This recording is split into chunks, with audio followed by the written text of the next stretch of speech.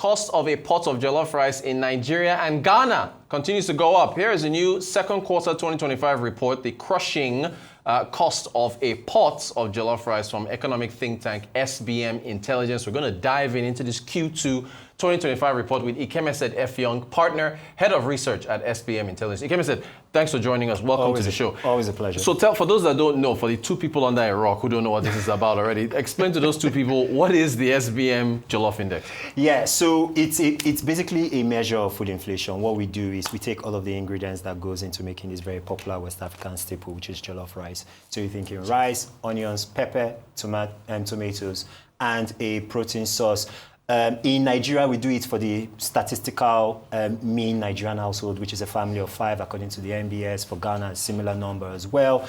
And like you've said, for those who have been on that rock, we've been doing this since 2016. Mm-hmm. We measure this every quarter, and the numbers are not looking pretty. Yeah, so look, you've got a jollof curve for both Nigeria and Ghana, and the curve is climbing upwards. So you're saying that for both of them, the cost of making these pots, which of course Nigeria and Ghana are rivals in that regard, yeah, there it is. So it continues to go up. So talk to us about these charts that you have. Yeah. So what you see with the Nigerian jollof curve, right, is that it's a pretty steep climb, but that just illustrates the fact that food inflation in Nigeria just generally is really high. It's very persistent, and it's been continuous, right, for a significant amount of time. I think actually over the last 4 to 5 years. Yeah. With Ghana, you see a bit more volatility, and there's a bit more variance. And that's because Ghana has done a lot more work in terms of making sort of the macroeconomic interventions, right, to moderate and modulate food inflation. Also the fact that this year the cedi is one of the best performing currencies in the world. And just the fact that Ghana is more import dependent from a food inflation standpoint than Nigeria. So external shocks as well as internal dynamics tend to have a very outsized effect on food inflation in Ghana. Yeah, there's another chart you have where it was really good. I think this goes back to November of 2024 all the way to June 2025. You got the two charts, and then you're like, yeah, perfect. So you are just basically itemizing a number of things that have happened from when the borders were closed, where there was flooding, like in 2022.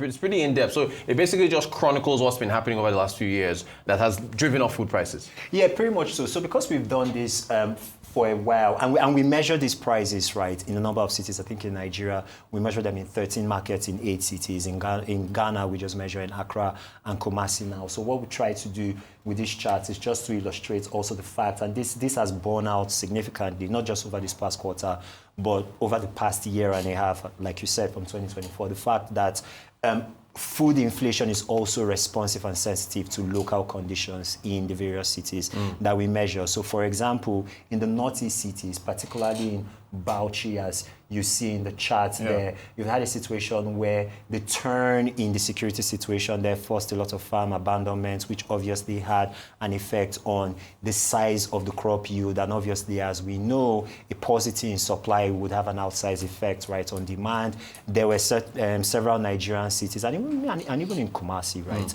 where severe weather events last year led to flooding, which obviously affected not just the substance and the quality of the crop yield, but also the ability of farmers to get, those products to market as well. And that led to, those price shocks, particularly in the price of tomatoes, peppers, and some of the other condiments that we measure as well. Well, it's pretty in-depth. I really enjoyed looking at that chart. Okay, but here's the thing, Ikemesit. I mean, you have a table in your reports that shows this. Inflation has been decelerating, for Ghana, it was like from 55% to like 20-something now. Same in Nigeria, I know we had a rebasing and all that. But so there's the table, and you've chronicled at least from Q1 2023 all the way to Q2 2025. So talk to us about that. I guess, many people say you can't eat inflation or GDP and so on and so forth. But for inflation, it's not what's happening. You're decelerating, but price. In fact, if we were to chart this with your other chart, you'll see inflation coming down and your Jollof index going up. So Yeah, so very, very abridged economics class, right? This is headline inflation. And one of the key things that we're saying is, first and foremost, headline inflation is movements in the prices of goods stripped out for those volatile products, which includes food. And what you're seeing in Nigeria and Ghana is that decoupling between headline inflation and food inflation. Yeah. Right? So while headline inflation is generally coming down, is softening and all of that, food inflation is still very robust and resilient. And in Nigeria, particularly, that's largely a result of more structural issues. You've seen the end, right, to the fuel subsidy, which obviously had an effect in terms of the bump in transportation costs. The security situation in the country is still the way it is. In 2024, we saw that initial sharp price movements to the upside in terms of the currency. It's now come down. It's a bit more stable, but that hasn't passed through yet, right, to those various items, which goes into the calculations, right, for food inflation. In terms of Ghana, there's been a lot more macroeconomic stability, and actually what you've seen is that some of those outside savings, some of those macroeconomic intervention efforts, right, have started to have something of an effect on food inflation, but it's not happening as fast. It's not happening as quickly, right, as you're seeing with headline inflation. So food inflation generally tends to be a laggard. And I think the beautiful thing about the Jollof Index is that it really tells a story about household food security in the end, which could often be different from what's happening in the wider economy. Makes sense. Makes complete sense. And you know what? This next question, I'm feeling this because I put a request in for some items to be purchased from the market. I mean, for me, it was to make stew. Maybe you do a stew index, but I think stew is also Jollof is a derivative of stew. So yeah, it's highly correlated. Highly correlated. So you've got a table here, and I mean, for almost everything on that table, looking at the ingredients that go into making a pot of jollof. It's essentially almost double, like salt at the top, 300 naira 2024. By June 2025, it was 566% increase. So that's basically that ingredient table is the story of, I guess, the price, the general pot's price going up. Yeah, it is. I mean, you're even seeing even sharper and steeper increases in pepper and onions, right? Which for anyone who does his or her shopping, you did not need SBM intelligence to tell you that. You already knew that. The key thing is to recognize that if 4 of the 5 key ingredients, right, move to the downside and represent a savings, but you have an ingredient like in Bauchi, for example, the price of pepper, right, increased by 300%, right, over the course of a year. Those savings correlated with that sharp price upswing will easily cancel themselves out.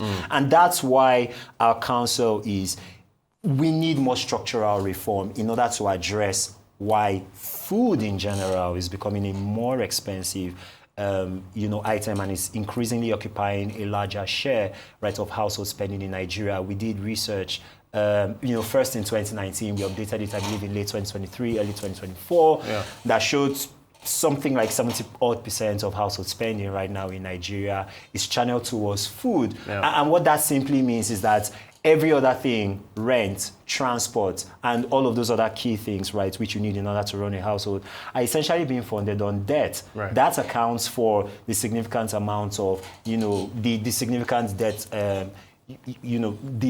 the significant debts that you're increasingly seeing on the balance sheets of financial institutions.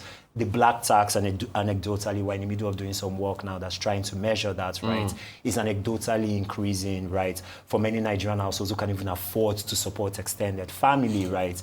And in the end, all of these dovetails around the fact that for food, which everybody needs for sustenance, you can only fast for so long. That's increasingly occupying a bigger, pie of the entire spending decision-making of many Nigerian households. No pun intended on pie, eh? I know. Well done. I should have said pot. I know, you should have said that. Okay, so look, food emergency has been declared out back in 2023. The administration attempted to pause duties on imports from particular food items. Trying to do things with welfare and so on. What I think that means with the first two, I think I'm addressing, or the second one looking at the price on the supply side. What do we need to do to try and get, I guess, food prices down? Is it a supply issue, or what do you think needs to happen? Well, it's mostly a supply issue, right? One of the things, and I think the last time I was on your show, I talked about the distinction between food security and food self-sufficiency. Yeah. The last two Nigerian administrations and the body language of this current administration also seems to suggest same has been to pursue a strategy of food self-sufficiency, which is basically, can we grow as much, if not everything, right, of what we have? What we argue is that, at least in the short term, there's such a food emergency in the country that we should prioritize food security, which is to bring down the price of food to a sustainable level, either by imports or by some type of substitutionary mechanism. At the very least, to reduce the cushion of the pressure that many Nigerian households, right, are currently dealing with, and while dealing with the structural issues that make, crop production in this country just more expensive relative to our peers. So things like improving infrastructure, especially rural infrastructure, right? Secondary and tertiary roads, right, need to be significantly upgraded. No offense to Lagos-Ibadan Expressway, but it's the feeder roads that matter from an agricultural supply chain perspective. We also need to do a significant amount of work around security, right?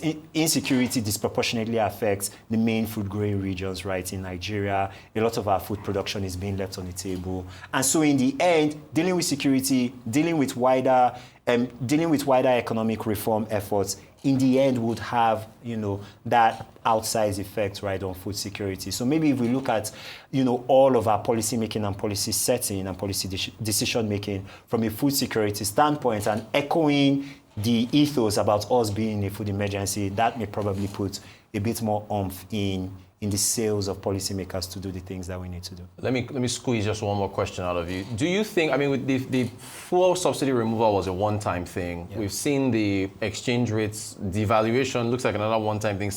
Do you think if we look at the next Jollof index, that at this point, since we've gotten over those price shocks, do you think that some of these pronounced increase might plateau? Is that possible going forward? We seem to be approaching that. The rate of increase, right, has been slowing in the Jollof index over the last couple of quarters. We expect that, right, to remain the case. But two developments will still persist. Yeah. One is we're coming from a very high plateau, right? So many Nigerian households will not feel that slowing, right, in the rate of increase, at least not for a few more quarters. The second thing would be, can we stick and stay the course? Would an external, shock, either geopolitical or geo-macroeconomic, force the government to walk back on some of the important things that they've done on the reform side, especially with the currency and with fuel subsidy? Because that is likely to happen. Yeah. We've seen that happen, right, over the last two administrations. So it's about staying the costs, taking the hit, and continuing to not only message to Nigerians, but also provide support to vulnerable households, especially low-income households, right, in the interim, while we get those structural economic issues on board. I think that should be the game plan going forward, really. Great stuff. Ikemesit Effiong, partner and also head of research, SPM Intelligence. Here is the report for anyone out there. Download it. Very, very informative. Thank you so much for your time. Really appreciate it. An absolute pleasure being with you always. Solid stuff.